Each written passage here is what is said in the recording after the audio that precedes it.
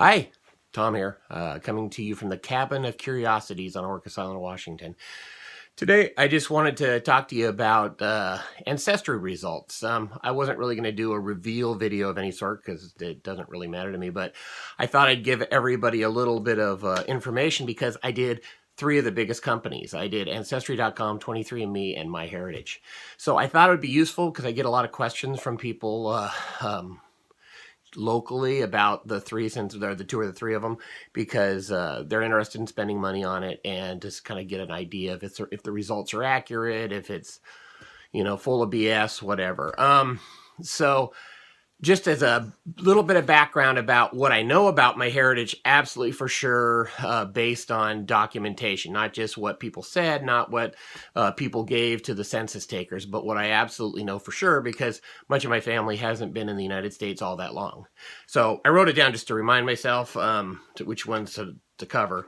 But so my dad's dad, Peter Tillman is, but the name change the name spelling had changed several times. It had been spelled Tilgman, Tillman, but it's kind of gone through a few variations. But my grandfather Pete's parents absolutely came from Ede in the Netherlands. That's down on the Belgian border. When they died, when my grandfather was quite young, my grandfather, and I'm not sure if any of his sisters, but my grandfather went back to live in Ede for a while with his family, went back with his aunt. So very certain where they came from. There's a possibility that's Flemish, because that's an area that's got a Flemish history to it. So, but we know exactly where his parents came from, no doubt. My dad's mom, on the other hand, her mother came from a little area, Flotteson in, I think I'm pronouncing that right, on the Swedish-Norwegian border. We can trace it back. She was alive. My great-grandmother was alive when I was still alive, so we know exactly what town she came from. We know the stories. We know what ship she came over on. It was all very, very well documented, and her history was very well known in the family. Now, my grandmother's father's a little different. We don't know, we don't know for sure on anything on that. We know the names, we know some of the family going back, we know where they lived in the U.S., but we don't know exactly when they came over for sure and what cities and towns they came from. Possibility of British ancestry there, but I can't say that for sure. Now we go to my mom's dad. My mom's dad is sort of an unknown. His last name was McIntyre. We believe it was Scottish or Irish, but again, he'd left my grandmother and my mother during the Depression at a so my mother's information on it was basically when she was a kid. I knew some of his relatives. They've all passed on now, so I'm not in communication with any of them, but even with them, there was questions about what the family history was and whether or not we were being told the truth or whether the people who were telling us things knew the truth. So we're just unsure on that. Now that gets to my mother's mother. My mother's Tuomala. She was her parents were from Vimpeli in Finland. We still know the relatives there. My grandmother would go back and visit on a regular basis. Her parents spoke Finnish. She spoke Finnish. My mother spoke Finnish. There's not really any question about where they came from in Finland or that they came from Finland. Maybe there was something before that.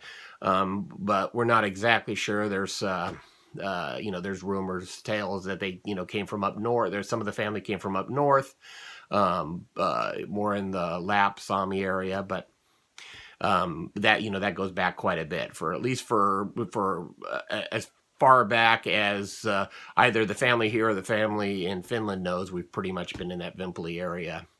So that kind of gives you an idea of what we think it was. So in a sense, we'll do a little reveal here, but this is really about just showing you a comparison and giving you an idea that at least we know that they were testing the right samples on all of them, because all of them kind of give us an idea of what those were. So I condensed all the information. The three different companies, MyHeritage, Ancestry, 23andMe, all give you the information in a slightly different way. The terminology is a little different for the different groups.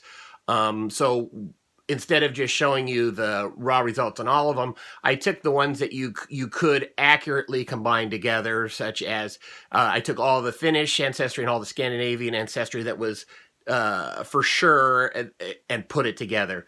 The ones that were completely generic, broadly European type of things, I kind of left by themselves, and then some of the specific stuff from elsewhere I left by itself. And so the best I could, I condensed it down to do a more accurate comparison. So what we have here, I'll hold it up. Okay, so I'll show that again in a second. But so what we have is on Finland, Scandinavia, MyHeritage came out at 17.1%. Ancestry came out at 30%, and 23andMe came out at 27.4%. So they're fairly close, definitely within the ballpark. So, and makes sense because it should be about 25% in that area.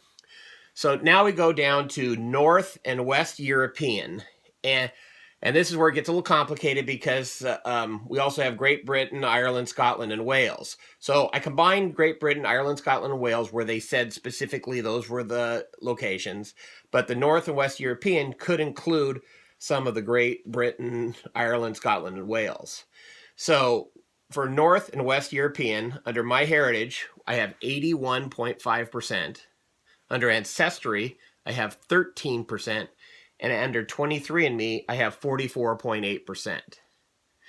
So if you jump down, Great Britain, and Ireland, Scotland, Wales. So one of them reported Great Britain and Ireland, one of them reported just Great Britain, and one of them reported Ireland, Scotland, and Wales. So I took those and just combined them. So under MyHeritage, I have 1.4%. So probably some of what they say is that MyHeritage says is North and West European probably falls into that Great Britain, Ireland, Scotland, and Wales, because MyHeritage only pulled out Great Britain separately. So under Ancestry, we have 56%. So that was Great Britain and Ireland, I think, in theirs, and then you added in the Scotland and Wales and all that, so you got 56%. And then under 23andMe, we have 24.3%. So that's the bulk of it right there. Basically, that kind of backs up everything we believe. There's also down here Southern European and then other European. So Southern European, MyHeritage didn't have anything under there. There was no connection. Ancestry, I had less than 1%. And then 23andMe, I have 1.7%. Now, I'm not sure what their margin of error is, but all of those could be a margin of error up or down to 0 or up. I'm not sure, but usually there's a, especially on something like this, I'm sure there's a good margin of error. And then other European, I had nothing under MyHeritage, nothing under Ancestry, and then 23andMe has it at 1.6%. Now, other European could fall into any of those categories. So you could see from the results. I'll hold them up again. You can see from the results, they're testing, and again, there's the breakdown of what I know for sure, absolutely. And then there's the breakdown of the different companies. So, one of the questions I get is it all BS? Well, no, I can honestly say I'm sure it's not all BS because of the fact, because again, that especially that Finnish is an absolutely known number, again, because I know the family over there. It's, we've got a very strong, certainly that's the heritage that I connect with the most, because my mother, who was extremely influential in my life and did the genealogy, was very proud of her heritage and being Finnish. I think she identified with them. She identified with the Sisu culture of never giving up and fighting, and the fact that she was raised part of her life by her grandparents who were from Finland and spoke Finnish. I think that was a strong influence for me and my sister. My father, I think he definitely would identify most with that Swedish and Norwegian heritage, just because Grum was such an influential person in his life.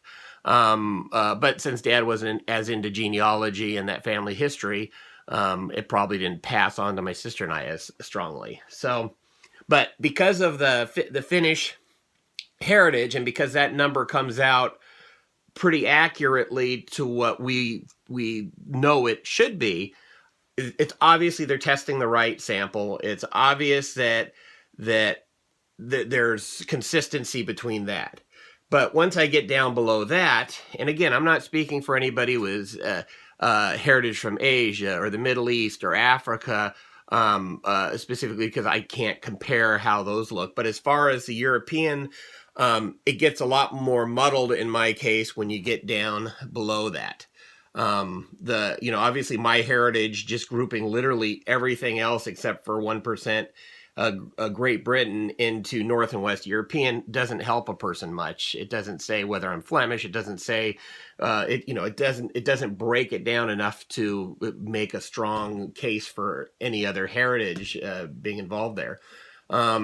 Ancestry gets a lot more detailed, but it's, again, there's still this fairly big 56% Great Britain, Ireland, Scotland, Wales that really doesn't make sense to me, because of the fact that at least 50% of my DNA should be from that Scandinavian Finnish area. Well, wait, not quite 50%, but pretty close to it. And you see that in factoring in the Netherlands, it should be at least in that 50% range. But they bumped a lot of that into Great Britain, Ireland, Scotland, and Wales, and I can't tell you for certain any relative that came specifically from those. But of course, we know that there was migrations and travel between Europe. And then 23andMe, again, the very detailed reports. I was an early adopter of 23andMe, and that particular one, obviously it's changed since I first did it. You've seen those numbers go up and down as they get a bigger sample group. As far as the connections, the relative DNA connections we have, for me, the most interesting one was MyHeritage. Let me explain why I did MyHeritage after doing 23andMe. So I did 23andMe, and the relatives that were popping up were pretty distant. I don't think any of them were within fourth or fifth cousins, and I didn't know any of the last names. I didn't know any of the people. So one day, a lady came into my store in East Sound on Orcas Island, and I noticed a logo on her jacket that was 23andMe. So I started speaking with her, and turned out that she was with 23andMe since the beginning. I think I know who she is, but I'm not going to, say that just because, I don't want to get in trouble if this isn't something that was supposed to be known. But what she implied to me, or didn't really imply, what she said outright to me is when I was talking about the fact that I'm not finding a lot of relatives in Finland, is that 23andMe, at least at that time, was not marketing heavily towards the non-English speaking countries. So that led me to talking to my cousin, who's my age in Finland, who we've been pen pals going back to before computer time, so long time, and I'm going to visit him next year. But I asked him what was being advertised in Finland, and he said the one that he's seen the most is MyHeritage. So I decided to go ahead and spend the money and do MyHeritage, and just as I sort of suspected would happen, when the MyHeritage results came back, and he'd done it as well at the same time, so it kind of made it interesting. Not only did he show up on my familiar relationships page, but lots of Finns and lots of Swedes and Norwegians showed up in that area. So the fact that MyHeritage advertises in Finland made a lot more connections pop up than I was receiving on 23andMe. And so that was a useful bit of information for me.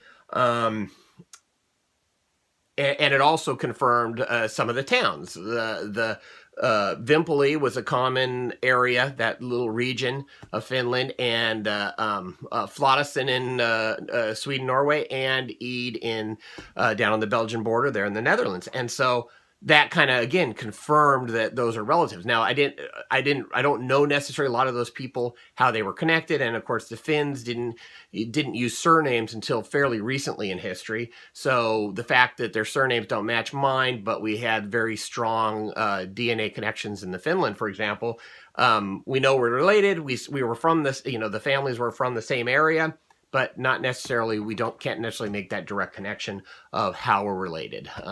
That's a little more research I could do with my family that still lives there, possibly when I go over there. And so I just followed up with Ancestry because I was like, well, I've done 23andMe, I've done MyHeritage, it'd be interesting to do Ancestry.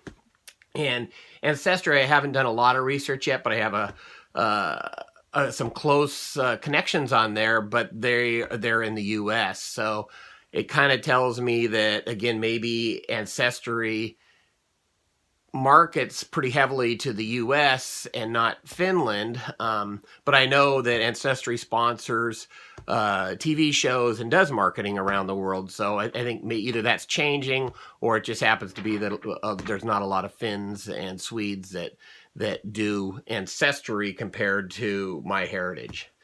So I'm not sure if there was anything else that's interesting. Obviously there's a lot of videos out there on how to take the tests and how long they take. I mean, I fully expected to wait, a couple of months for all of these, but all of them, when I did them, came back fairly quickly. MyHeritage was, I forget, I was probably about 5 weeks.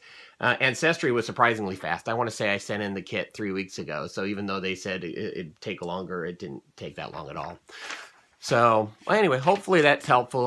Obviously I did all of them when they were on sale. So it's unless you're in a huge rush, you might as well wait and do that while they're on sale. And and if there's any other ones I should try, I'm more than willing to try them just to give a better comparison. But I think it was useful from the standpoint. I mean, again, I'm not shocked by anything. I mean, I think the biggest thing, if I find any relatives connected to those lines that I'm not as sure about overseas, I think it'll be useful, and I haven't done that much research on that yet. So anyway, if you have any questions, feel free to comment down below. I'll try to answer them.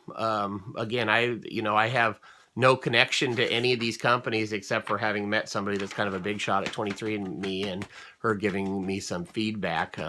It would be probably interesting if they haven't already started, since I took it or since I spoke with her this last summer, it'd be if they started heavily marketing into the non-English speaking countries in Europe a little heavier. But anyway, thank you. Again, if you have any questions, let me know.